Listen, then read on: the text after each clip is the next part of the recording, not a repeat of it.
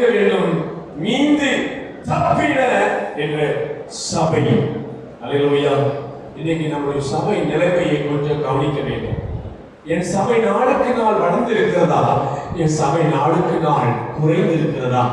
இது நாம் சபைக்குள்ள இருக்கிறவர்கள் நாம் கவனிக்க வேண்டும். இங்க மீதியா சில யூதர்கள், மீதியா தப்பினவர்கள்.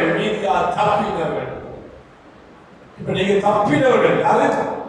நீங்க நானும் தப்பி பிழைத்து உள்ள இருக்கிறோம். சில பேர் அழிக்கப்பட்டு போனது போல போய்விட்டார்கள்.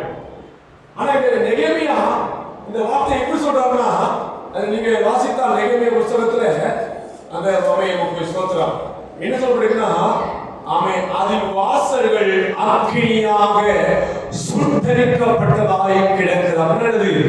சபையை தாக்குற ஒரு தீய வல்லமை. அப்ப சபையை சில ஆவிகள் தாக்குறதுக்கு எவ்வளவோ தீவிரப்படுகிறது, சபையை அழிக்கிறதுக்கு எவ்வளவோ செயல்படுகிறது. அந்த ஆவிகளை கண்டறிய வேண்டும்.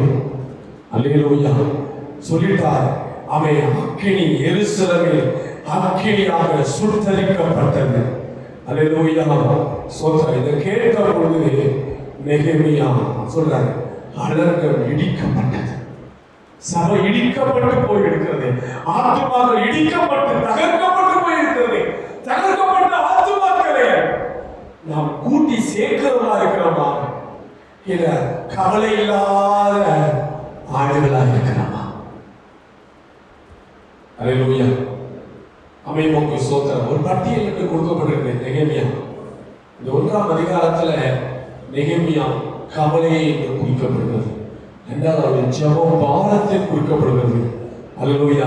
தேவச்சனங்களை நம்முடைய வாழ்க்கையில் சபை நிலைமையை